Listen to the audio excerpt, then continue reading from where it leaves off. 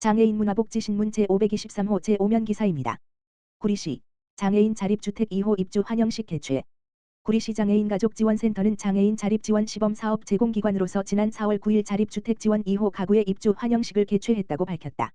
이번 행사의 주인공은 2026년 초 장애인자립지원위원회 심의를 거쳐 최종 선정된 입주자로 구리시와 장애인가족지원센터, 한국토지주택공사, LH의 협력을 통해 마련된 매입임대주택에 입주하며 새로운 자립생활을 시작하게 됐다. 이날 환영식에는 구리시와 시의회 관계자 등 주요 내빈들이 참석해 입주자의 새로운 출발을 함께 축하했다. 구리시는 2024년 말 자립지원 시범사업 시작 이후 기존 서비스 지원을 넘어 올해부터는 한국토지주택공사와 협업을 통해 주거 지원까지 사업 범위를 확대했다. 이번에 입주를 한 2호 가구 역시 센터를 통해 일상생활 적응 훈련과 지역사회 연계 등 개인별 특성에 맞춘 체계적인 자립 지원을 지속적으로 받을 예정이다. 구리시 관계자는 소중한 보금자리를 마련하고 지역사회의 이웃이 된 입주자분께 진심으로 축하한다라며 새로운 공간에서 건강하고 행복한 일상을 마음껏 누리시길 바란다라고 말했다. 이호권 구리시 장애인가족지원센터장은 장애인 당사자가 시설이 아닌 지역사회에서 자신의 주거 공간을 기반으로 이웃과 함께 살아갈 수 있도록 지원하는 것이 이번 사업의 핵심이라며 앞으로도 대상자들이 안정적으로 지역사회에 정착할 수 있도록 최선을 다하겠다라고 밝혔다. 구리시 찾아가는 장애인 학습 모임 모집.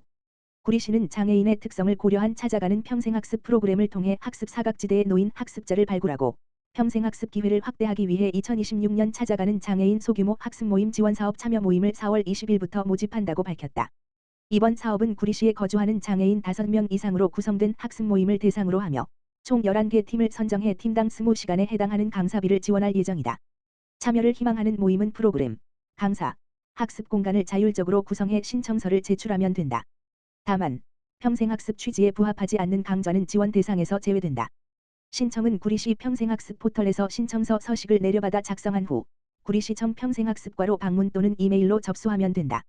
접수는 4월 20일부터 시작되며 적합 여부 검토 후 우선순위에 따라 지원 대상이 선정된다. 선정된 학습 모임은 5월 11일부터 10월까지 프로그램을 운영하게 된다. 구리시 관계자는 장애인들이 더욱 익숙하고 편안한 공간에서 학습에 참여할 수 있도록 지원해 평생학습을 통한 삶의 만족도 향상과 사회 참여 확대에 이바지하겠다라며 앞으로도 누구나 배움에 참여할 수 있는 보편적 평생학습 환경 조성을 위해 지속적으로 노력하겠다라고 밝혔다. 광주시 장애인가족지원센터 사랑나눔 문화예술단과 업무협약 체결. 광주시 장애인가족지원센터는 지난 1일 비영리민간단체 사랑나눔 문화예술단과 장애인 가족의 문화예술 향유 기회 확대와 삶의 질 향상을 위한 업무협약을 체결했다. 이번 협약은 문화예술 활동을 통해 장애인의 정서적 안정과 사회 참여를 증진하고 가족 단위의 여가 및 문화활동 기회를 확대하기 위해 추진됐다. 협약에 따라 양 기관은 장애인을 위한 문화예술 공연 및 프로그램 공동 기획 운영, 문화예술을 통한 정서 지원 및 사회 참여 기회 확대, 자원봉사 및 재능기부 활동 연계, 지역사회 문화복지 활성화를 위한 공동사업 추진, 장애인식 개선을 위한 협력 등 다양한 분야에서 상호 협력하기로 했다. 사랑나눔 문화예술단은 문화예술 공연과 재능기부 활동을 통해 지역사회 나눔을 실천해 온 비영리단체로 문화예술을 매개로 한 사회공헌 활동을 지속적으로 추진하고 있다. 김정옥 센터장은 이번 협약을 통해 장애인 가족이 보다 쉽게 문화예술을 접하고 일상 속에서 정서적 안정과 즐거움을 누릴 수 있는 계기가 되길 기대한다며 앞으로도 지역사회와의 협력을 통해 장애인 가족의 삶의 질 향상과 사회 참여 확대를 위해 지속적으로 노력하겠다고 밝혔다. 광명시 취약계층 74가구의 에어컨 무상 지원. 폭염 대비 에너지 복지 확대. 광명시가 폭염을 앞두고 취약계층 가구의 에어컨을 무상으로 지원한다. 시는 2026년 저소득층 에너지 효율 개선 사업 냉방 부문 지원 대상으로 74가구를 확정했다고 14일 밝혔다. 이는 당초 계획한 58가구보다 늘어난 수치로 시가 복지 사각지대 가구를 적극 발굴한 결과다. 이 사업은 국민기초생활수급자 차상위계층 복지 사각지대 저소득 가구 등 에너지 취약계층에게 고효율 벽걸이 에어컨을 무상 지원하는 사업이다. 기후에너지환경부가 주관하고 한국에너지재단이 시행한다. 확정된 74가구는 시공 일정에 따라 순차적으로 설치를 진행하며 혹서기 전인 6월 중 완료를 목표로 한다. 이와 함께 시는 난방 부문 지원도 신청받고 있다. 단열공사 창호교체 노후 보일러 교체 등을 무상으로 지원하며 예산 소진 전까지 거주지 동행정복지센터를 방문해 신청할 수 있다. 난방 부문 지원 목표 가구는 111가구다. 최혜민 광명시장 권한대행 부시장 은 에너지 취약계층이 무더위 걱정 없이 여름을 날 수 있도록 지원에 최선을 다하겠다며 지원에서 소외되는 가구가 없도록 대상자 발굴에 더욱 힘쓰고 에너지 복지 사각지대를 촘촘히 채워나가겠다고 밝혔다. 광주시 경기도 제6대회 성화 성수 봉송 시작. 광주 전역 순회 돌입. 제72회 경기도 제6대회 및 제16회 경기도 장애인 제6대회 2026 광주의 성공 개최를 알리는 성화와 성수가 체화와 체수를 거쳐 본격적인 봉송 일정에 들어갔다. 광주시는 지난 10일 한강 발원지인 태백산 검룡소에서 자매결연 도시 태백시와 함께 성수 채수 행사를 진행했다. 14일에는 남한산성 행궁에서 성화 채화식을 진행했다. 채화된 성화와 채수된 성수는 남한산성면을 시작으로 이틀간 광주시 16개 읍면동을 순회하며 봉송된다. 봉송을 마친 성화와 성수는 15일 청석공원에서 열리는 맞이 기념 행사로 이어진다. 행사에서는 아주소년소녀 합창단의 식전 공연을 시작으로 인기가수 축하 공연과 무인기를 활용한 야간 조명 연출이 예정돼 있다.